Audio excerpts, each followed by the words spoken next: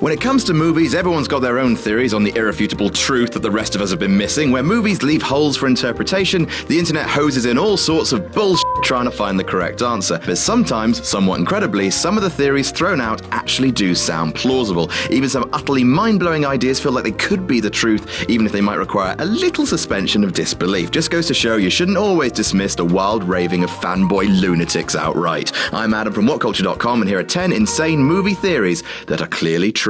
Number 10, the Joker was a war veteran, The Dark Knight. The idea that the Joker is, in fact, a war veteran holds a lot of water for two reasons. First, his vague, "you want to know how I got these scars" tease, and B, remember when he visits Harvey Dent in hospital in the second half of the movie and says, "a truckload of soldiers will be blown up and nobody panics because it's all part of the plan." The suggestion is the Joker was armored infantry, probably in Iraq, when his truck was blown up, probably killing most of his fellow men. This not only scarred his face severely, but caused him to become deranged and implanted in him the need to fight back against the government. It would also explain his familiarity with the rifle he fires during that whole ceremony, parade thing. Number 9, Jesus was an engineer, Prometheus. The biggest mystery surrounding Ridley Scott's Prometheus is, why is it so bad? I don't know what we're yelling about! Also, why the engineers became so angry with humanity's presence and had attempted to wipe their own creation off the face of the earth. One idea actually spoken about by Ridley Scott himself was that the engineers sent one of their own to Earth to help humanity, but the Roman Empire instead decided to execute him 2,000 years ago on a cross.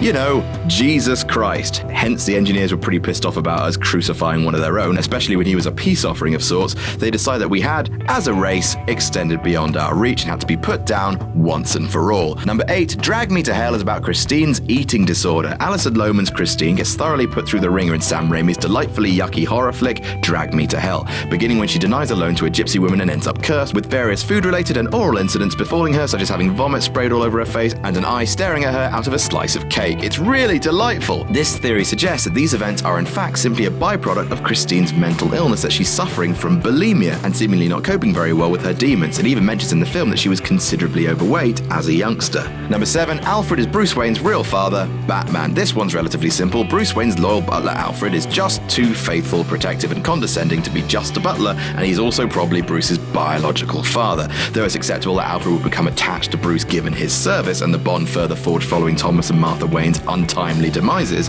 but Alfred's own sarcastic attitude to Bruce better befits a disapproving father than a butler in his employ. And while it's not very nice to besmirch the memory of Martha Wayne by suggesting she dallied, she and Alfred probably would have spent a lot of time at Wayne Manor together while Thomas tended to Wayne Enterprises. Number 6, Grease is Sandy's fantasy as she drowns at the start of the movie. Since nobody likes happy endings, some Redditors began to question the end of Grease when Sandy and Danny get into a convertible that flies into the air as if that's the most natural thing in the f***ing world. Apparently, the suggestion is that it's all fantasy because Sandy is actually dying in the sea. What? Well, remember when Danny mentions in a song that he saved Sandy's life and she nearly drowned? She nearly drowned. Oh. Not so nearly, it seems. She actually did drown, and everything after the beach is simply a topsy-turvy hallucination in Sandy's mind. As the oxygen in her brain is cut off, she slowly drowns, driving off into the clouds, aka heaven. Jesus Christ. Number 5, Loki planned to get caught all along the Avengers. An extremely popular fan theory that circulated just after the release of the Avengers suggested that Loki always planned to get caught by the superhero supergroup all along, and that his plan was just a lead up to that returning to Asgard with Thor was really his endgame. He needed to get back to Asgard to claim the throne and presumably to kick off Ragnarok because that's his jam, and while he wouldn't have planned for the death of his mother, he did eventually end up exactly where he meant to be, which explains why being so supremely intelligent would think goading the Hulk was a smart idea. Number 4, the Matrix was created by humans to control technology. Technology!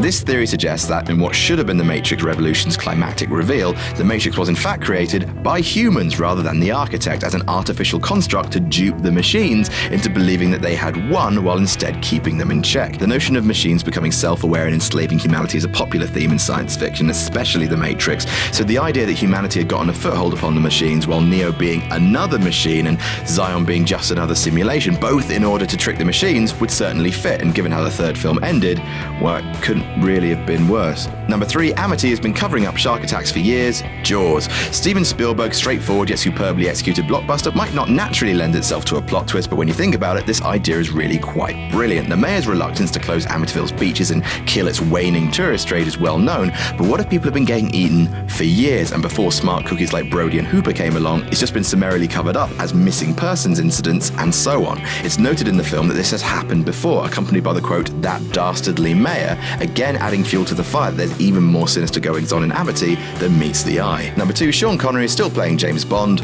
The Rock.